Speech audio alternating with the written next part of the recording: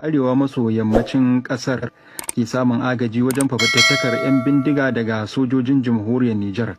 Wakilinmu Yusuf Ibrahim Jargaba ya aiko mana da ƙarin bayani a cikin wannan rahoto.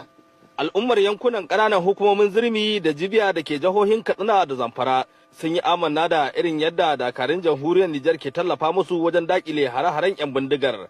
Da damar su sun bayyana cewar sojojin na jamhuriyar Nijar sun raba musu lambobin waya domin kiran su ko da akwai alamar kai hari.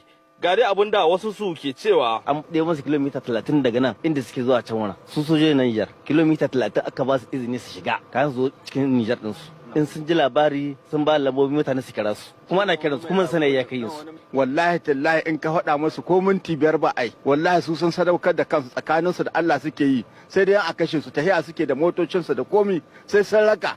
Muna godiya ga sojojin Nijar bisa ga irin kokari da jajircewa ga aikin da suke yi musamman yankin Zurmi local government sun kawo mana gudunmawa ba guda ba. Sakamakon kamarin hare-haren 'yan bindiga a jihar Katsina yasa a cikin makon nan 'yan majalisar dokokin jihar suka yi wani zaman gaugawa. Wannan abin da ake tunani ya wuce nan kullum sai an kishi da mutum kullum kudaden nan sun fito. Nan dan majalisar da ke wakiltar karamar hukumar Jibiya ne a majalisar dokokin jihar ta Katsina Mustapha Yusuf Jibiya ɗaya daga cikin ƙananan hukumomin da hare-haren 'yan bindiga ya kamari cikin hawaye yana kuka ke zayyana yadda al'umma ke cikin kakanuka yi inda shi ma ya jaddada kokarin sojojin jamhuriyar Nijar wajen kaima al'ummar su dauki.